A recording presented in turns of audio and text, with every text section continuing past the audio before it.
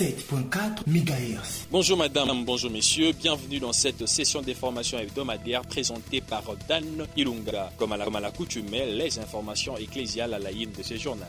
Les représentants nationaux de l'église adventiste du 7e jour, le pasteur Grégoire Mbaya, séjourne depuis le vendredi 29 mai 2026 dans la province de la Chopo afin d'animer une conférence biblique pendant 2 semaines à l'amphithéâtre de l'université de Kisangani du 30 mai au 13 juin 2026. Nous y reviendrons avec de amples détails dans nos prochaines éditions. Avant de s'envoler pour la Chopo, le pasteur Grégoire Mbaya, accompagné du représentant sous-provincial de l'église dans la partie centre-est de la capitale, le pasteur Emmanuel Moubiaï, ont effectué une visite de réconfort à l'église Shekinah Tabernacle que dirige le pasteur Dioka Richard. C'est dans l'optique d'intégrer pour la mission qui est la recommandation quinquennale. Le pasteur Grégoire Mbaya a expliqué en large le sens de cette visite, suivant les propos recueillis par Pierrette Ngoïkanki. Nous leur avons apporté des Bibles missionnaires, avec le message d'espoir, avec la bienheureuse espérance. C'est de l'évangélisation, vous voyez. On est allé compatir avec eux, comme Christ le faisait, avec les gens, sans distinction, sans discrimination. C'est pourquoi la méditation de ce matin, j'aurais souhaité que tous les adventistes puissent méditer en Luc chapitre 10. Il faut partager cette méditation-là. Vous qui n'avez pas eu l'occasion de lire cette méditation-là, prière de la chercher, de la lire dans l'attitude de prière, et vous comprendrez ce que c'est que la mission pratique.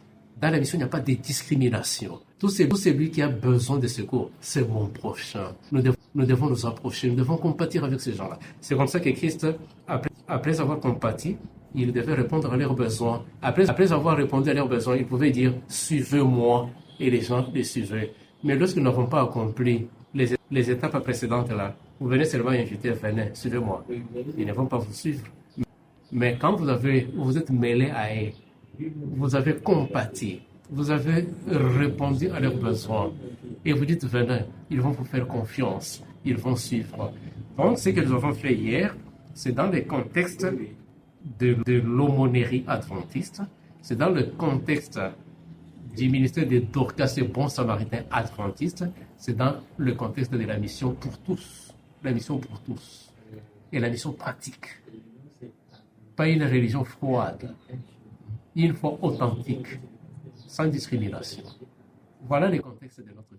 Un geste de solidarité et d'espérance, la Radio Mondiale Adventiste Station de Kinshasa a effectué une visite le vendredi 29 mai à l'orphelinat foyer social de Kassavubu situé précisément au croisement des avenues Boussoujano-Gambela. Cette descente s'inscrit dans une dynamique d'engagement humanitaire en faveur des enfants vulnérables. Sur place, la délégation a partagé des moments de réconfort et de soutien avec le pensionnaire de l'orphelinat, témoignant ainsi de l'importance de la compassion et de l'action sociale dans la mission chrétienne. Les détails avec David Mwanangombo. Au-delà des émissions diffusées sur les ondes, les agents de la radio ont tenu à traduire leur engagement sur terrain en apportant assistance et réconfort aux enfants de cet orphelinat. Un geste salué par les responsables du centre, qui y voient une réponse divine aux besoins urgents des enfants. Le coordonnateur de cet orphelinat n'a pas caché son émotion. Pour lui, cette visite est une intervention providentielle. C'est la joie. Et la plus grande joie, parce qu'avec l'église adventiste, c'est vrai, il y a eu un début, il y a eu un premier jour, il y a eu un premier contact. Mais ce qui est bien, c'est jusqu'aujourd'hui, ça continue. Donc grâce à l'église adventiste, aujourd'hui, il y a certains de nos enfants qui sont en pleine formation. Vraiment, ce que vous nous avez présenté, les aliments et outils du polo. Parce qu'on n'a pas assez de temps. Si on avait à faire visiter le magasin, donc vite. Mais grâce à vous, Dieu vous a utilisé pour que ça qui a l'osso, et quota, ça qui a ses moules, et baksama, assurance à Yabana. Je sais qu'il y a beaucoup de projets qu'on se parle avec vous. Nous aurons vraiment le temps d'en parler comme d'habitude. Pour développer un mot et puis, encore une fois, je vous remercie. Amen. De son côté, la directrice de la Radio Mondiale Adventiste Station de Kinshasa est revenue sur la motivation de cette action tout en lançant un appel à la solidarité en faveur des enfants. Notre descente que nous avons organisée, la Radio Mondiale Adventiste Kinshasa et RDC, dans l'Union du Congo-Ouest, nous avons voulu visiter nos amis, nos frères et sœurs ici à l'orphelinat du foyer social du ministère des Affaires sociales. Et puisque ces enfants ont besoin d'espoir, on a pensé qu'il fallait partager avec eux un message d'espoir. Raison pour laquelle nous sommes descendus ici avec une grande délégation, l'équipe de la Radio Mondiale Adventiste accompagnée de l'équipe des Hope Channel Télévision RDC. Et nous leur avons apporté quelques biens, du riz, de maïs, de l'huile de palme, l'huile végétale, des savons, du sucre, des habits également, parce qu'ils en ont besoin. Non seulement ces biens-là, ils ont également besoin de la parole de Dieu. Nous étions accompagnés de pasteurs qui ont également prêché ces enfants. Voilà, nous avons vraiment besoin de votre aide, vous qui nous suivez à l'instant, parce que nous voulions organiser beaucoup de choses avec ces enfants qui sont ici. Ils ont besoin de formations professionnelles, ils ont besoin de quoi manger, ils ont besoin de beaucoup de choses. Alors si vous avez besoin de nous soutenir la radio pour ce projet que nous avons avec ces enfants, n'hésitez pas à contacter nous, parce que tous nous avons un seul Dieu et tous nous devons bénéficier de toutes les opportunités que la vie est en train de nous offrir. Alors c'était également l'objectif de notre descente ici, faire voir à ces enfants qu'ils ne sont pas seuls, nous sommes tous ensemble et que nous devons croire à ce Dieu qui est notre Dieu, qui nous a créés, qui nous a donné la vie. Poursuivant cette dynamique, la délégation a rappelé que la mission des médias adventistes ne se limite pas à informer, mais consiste aussi à impacter positivement la société en incarnant les valeurs chrétiennes sur le terrain. Les recommandations de la division Afrique Centre-Est, représentation continentale de l'Église adventiste, étaient au cœur d'une rencontre consultative organisée à l'Église adventiste du 7e jour des Bandalungwa, réunissant pasteurs, anciens et responsables des différents ministères de la femme, notamment Dorcas et Mifem. Cette séance a permis de présenter les priorités stratégiques pour une meilleure coordination des activités missionnaires. Madame Claudine Chilanda, directrice du ministère de la Femme, n'a pas manqué à livrer sa satisfaction au micro de Pierrette Ngoïkanki. Advisory, on peut dire c'est un atelier, c'est un séminaire de mise à niveau. Nous avons participé à la division à Nairobi, là où toutes les directrices des unions qui composent notre division étaient au rendez-vous. Et la directrice du ministère de la Femme, au niveau de la conférence générale, était là. Et celle en charge des ministères des enfants aussi était là. Ils nous ont donné la matière. Ce que l'Église mondiale attend de nous dans ces deux départements, ministère des enfants et ministère de la Femme, pendant ces 5 années. C'est pourquoi, quand nous sommes arrivés, nous devrons réunir aussi les chargés de ces départements au niveau des églises locales, au niveau des associations. Ici, présentement, nous sommes dans l'association du Congo-Ouest. Nous avons réuni des associations, la mission de Kinshasa et l'association du Congo-Ouest. Et nous avons donné la restitution. Nous avons donné l'historique des ministères de la femme, ministère des enfants. Nous avons donné la mission, la vision. Et nous avons donné les quelques recommandations que la conférence générale a données pour ces deux départements. En ce qui concerne le ministère de la Femme, le plus à retenir ici, c'est que l'Église mondiale, au niveau de la conférence générale, a décidé de réduire les journées spéciales de tous les départements, inclus ministère des Femmes et ministère des Enfants.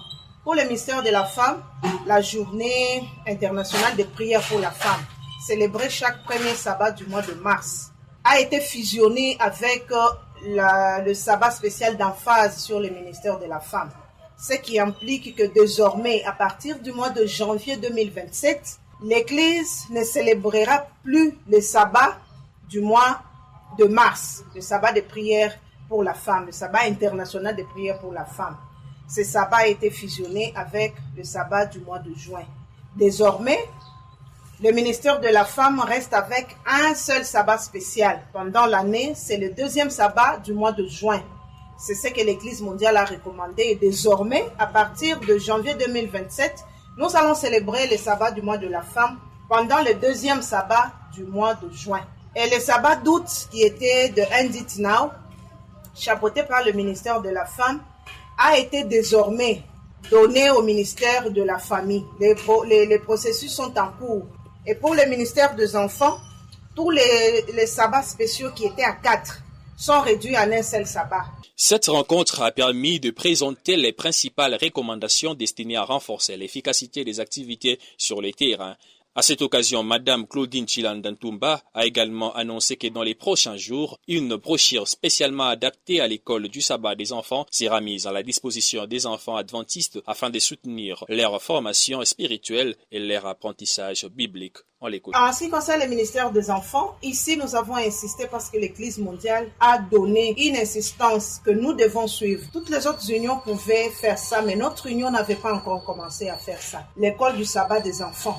Les enfants n'ont pas de brochure de l'école du sabbat des enfants. Et chaque église était en train de donner aux enfants une leçon de son choix. Et ici, nous avons insisté dans la restitution pour dire désormais, les églises vont passer commande de brochures de l'école du sabbat des enfants. Et nous avons insisté que les enfants ne doivent plus être entassés dans une seule classe. L'Église mondiale a réparti les enfants dans 7 classes de l'école du sabbat. Il y a les enfants de 0 à 1 année, les enfants de 1 année à 3 ans, les enfants de 3 ans à 5 ans, les enfants de 5 à 7 et jusqu'à 18 ans. Nous avons les leçons de l'école du sabbat sur les sites de l'église et l'union va se charger pour imprimer les leçons selon les commandes qui seront données par les églises pour que chaque église donne la leçon de l'école du sabbat comme les adultes le font dans le monde entier. Nos enfants doivent aussi apprendre leur leçon de l'école du sabbat dans les classes et les parents à la maison, pour les tout petits, ils doivent lire pour eux la brochure de l'école du sabbat des enfants. Toujours dans ce chapitre réservé aux informations ecclésiales, le sabbat 30 mai a rassemblé à l'église locale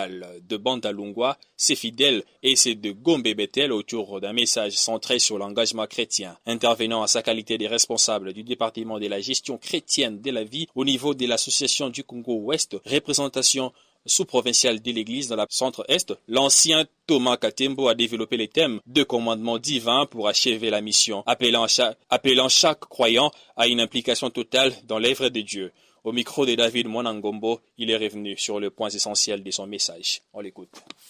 Oui, notre préoccupation au niveau de ce quinquennat est de conjuguer les deux verbes donner et aller pour achever la mission. Nous voulons que ces deux verbes soient conjugués, pas séparément. Nous avons dit à l'Assemblée qu'il faut avoir la Bible dans la main droite et les moyens dans la main gauche. C'est la même personne qui doit avoir la Bible dans la main droite et les moyens dans la main gauche. Voilà les nouveaux principes d'engagement pour accélérer la mission. Chemin faisant, nous voulons écarter les faux fuyards pour ceux-là qui disent qu'ils n'ont pas le temps. Tous nous avons le temps parce que votre lieu de travail peut être centre d'influence, mais aussi chemin faisant. Partout où vous pouvez être, si vous êtes un bon disciple, Dieu te donnera les opportunités de parler de Jésus à quelqu'un. Imaginez quelqu'un il vient dans votre bureau, il vient vous dire que mon enfant est malade, demain je viendrai en retard. C'est déjà une occasion où vous pouvez dire, prions pour l'enfant pour que le Seigneur puisse intervenir à sa faveur. C'est ça le chemin faisant. Vous vous rencontrez avec quelqu'un, il vous dit que j'ai des problèmes impossibles. Vous dites non, prions pour que le Seigneur puisse apporter des solutions.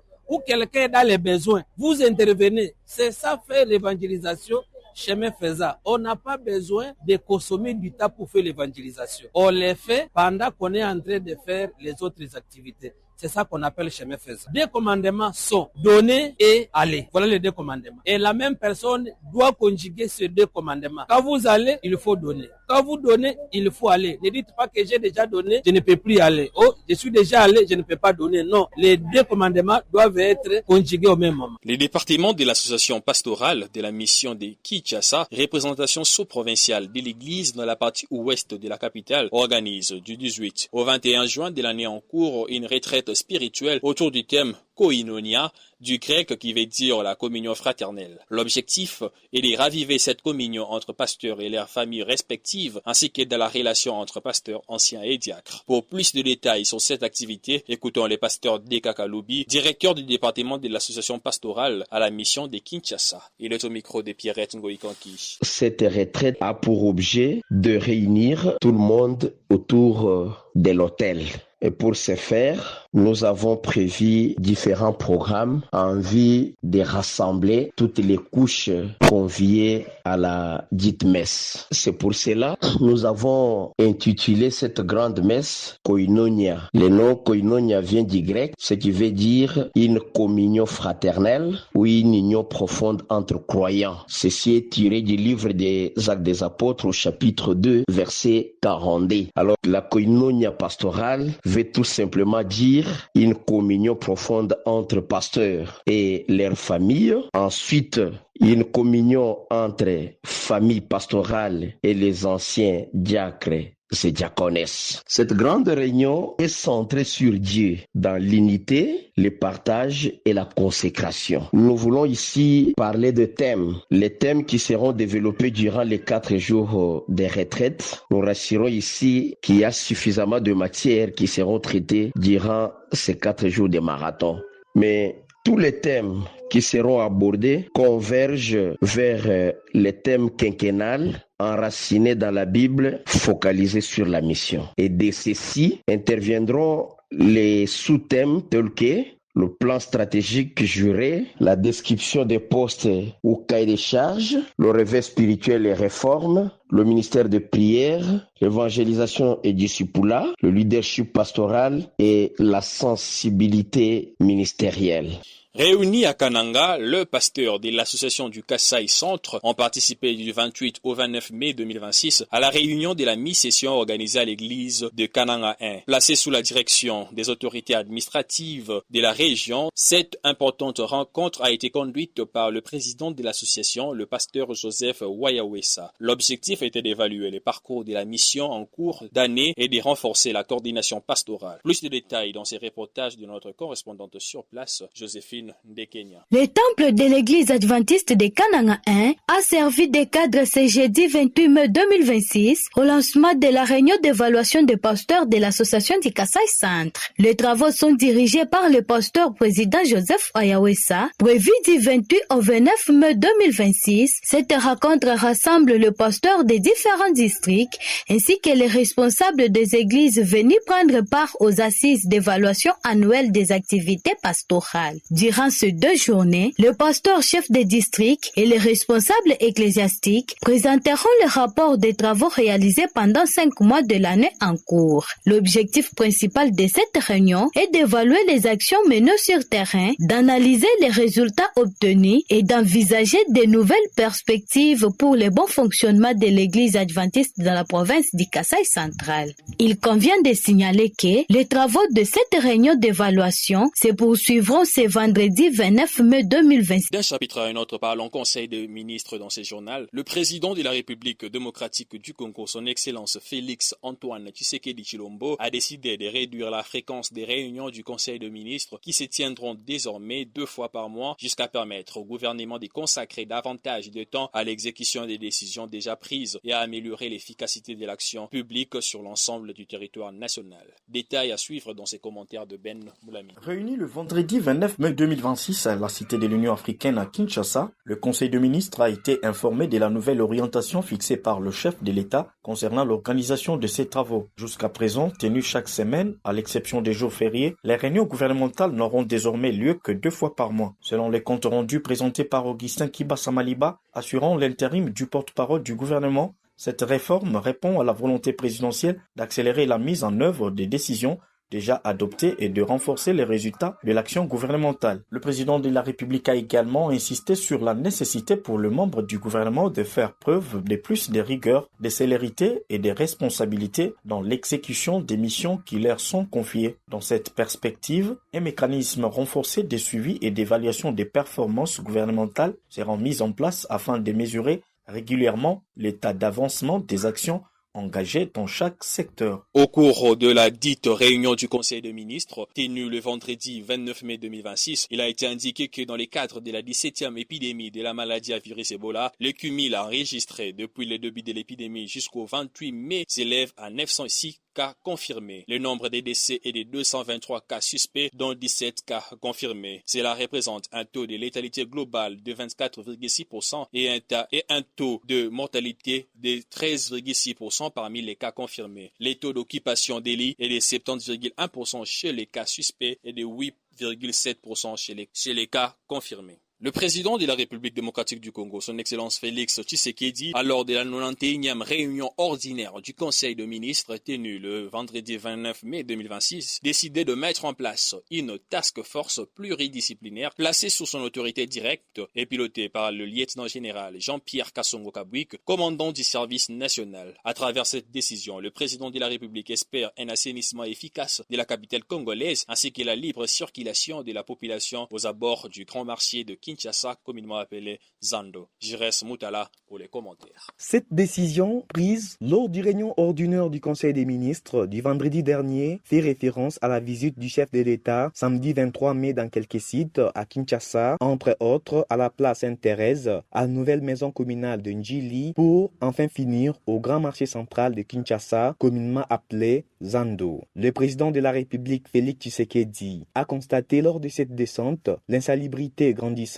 qui constitue une menace pour la santé publique et l'environnement dans plusieurs sites et axes routiers, notamment aux abords des Zando, dont les travaux de réhabilitation sont déjà arrivés à terme en attendant son inauguration prévue très prochainement. Signalons que ces sites rencontrent plusieurs problèmes liés à l'insalubrité, à l'occupation illégale des emprises et l'érection anarchique des kiosques et des hangars appartenant à certains commerçants le long des voies publiques, ternissant ainsi l'image de cet ouvrage symbolique de la capitale. Pour mettre fin à ces situations, le chef de l'État a décidé de mettre donc en place une task force pilotée par les services nationaux, accompagnée du cabinet du chef de l'État, des représentants des ministères en charge de l'Intérieur, de la Défense nationale, de l'urbanisme et de l'habitat, de la santé publique, de l'environnement, des infrastructures et travaux publics, ainsi que de l'hôtel de ville. Cette nouvelle structure aura notamment pour mission d'élaborer et de coordonner un plan spécial permanent de salubrité et d'assainissement de la ville, d'identifier et de traiter les points critiques d'insalubrité, de proposer des mesures contraignantes en matière de discipline urbaine et de civisme environnemental, ainsi que de coordonner les opérations de terrain avec les services compétents.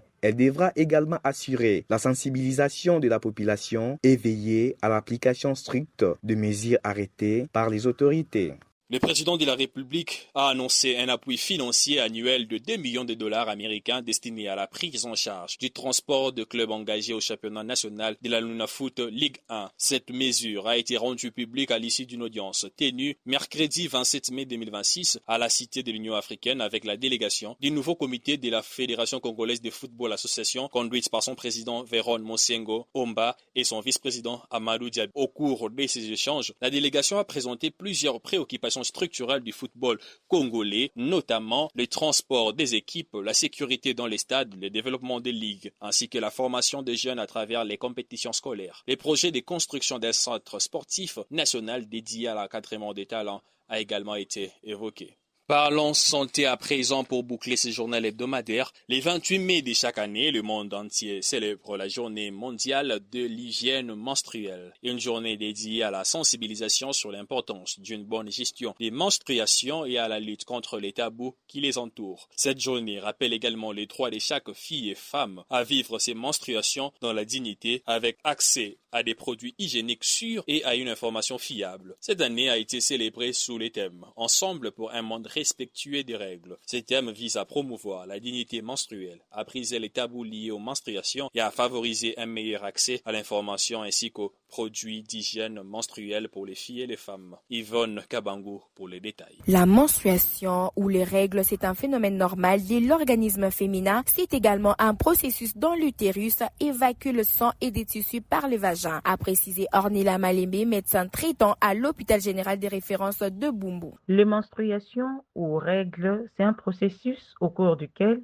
l'utérus évacue du sang et des tissus par le vagin. Quand on définit comme ça, beaucoup de femmes ne comprennent pas. Ça, c'est une définition purement scientifique. Et j'aime bien comparer la matrice de la femme avec l'avocat. L'avocat a 3 couches. Il y a la couche externe de couleur verte, il y a la chair que nous mangeons et il y a une couche fine qui sépare la chair que nous mangeons et le noyau. C'est cette couche qui nous intéresse. Dans la matrice de la femme, il y a aussi 3 couches. Il y a la couche externe, il y a la deuxième couche et c'est la troisième troisième couche qui nous intéresse aujourd'hui, qu'on appelle endomètre. Cette couche fine que vous voyez dans l'avocat qui sépare les noyaux et la chair, au niveau de la matrice, chaque mois, cette couche, ça prend du volume. Quand une femme devient à l'âge de procréer, il libère l'ovule chaque mois et la matrice de la femme se prépare. Cette couche, ça prend du volume avec l'idée qu'il y aura une éventuelle grossesse et c'est là où la grossesse va évoluer. Maintenant, qu'est-ce qui se passe? En cas d'absence de grossesse, il n'y a pas eu rapport sexuel, il n'y a pas eu grossesse, la couche qui avait pris du volume va se desquamer. C'est cette desquamation-là qui sort par les vagins sous forme de sang qu'on appelle règles. La menstruation ne doit pas être considérée comme un sujet tabou dans nos communautés. Chaque parent doit s'impliquer à la sensibilisation des filles et garçons dans la connaissance de ces phénomènes naturels, indique-t-elle. Les menstruations sont un phénomène normal et sain.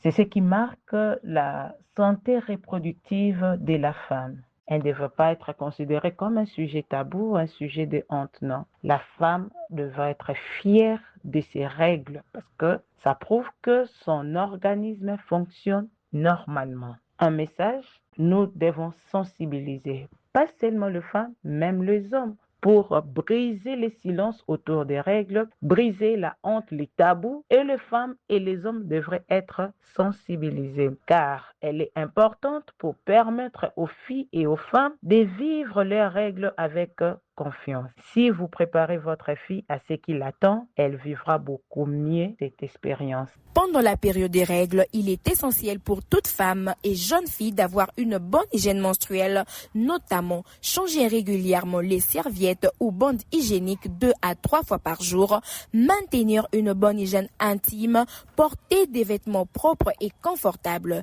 bien évacuer les serviettes déjà utilisées ou usées, boire suffisamment d'eau et bien manger, surveiller sa santé, consulter un professionnel de santé en cas de douleurs anormales, mauvaises odeurs ou infections, éviter l'automédication en cas de forte douleur. C'est par cette information sanitaire que nous mettons un point final à ces journaux hebdomadaires présentés par Dan Ilunga, journal qui a connu le concours rédactionnel de Julia Britney, de Ben Moulami, de Jires Moutala et Yvonne Kabangu, journal coordonné par David Mwanangombo, mis en onde par Héritier Kizola et Cédric Mbembe. Au nom de toute cette équipe, je vous remercie de l'avoir suivi et vous fixe rendez-vous pour la prochaine édition. D'ici là, vivez dans l'espérance, accompagné de la 107.4, la fréquence de l'espérance.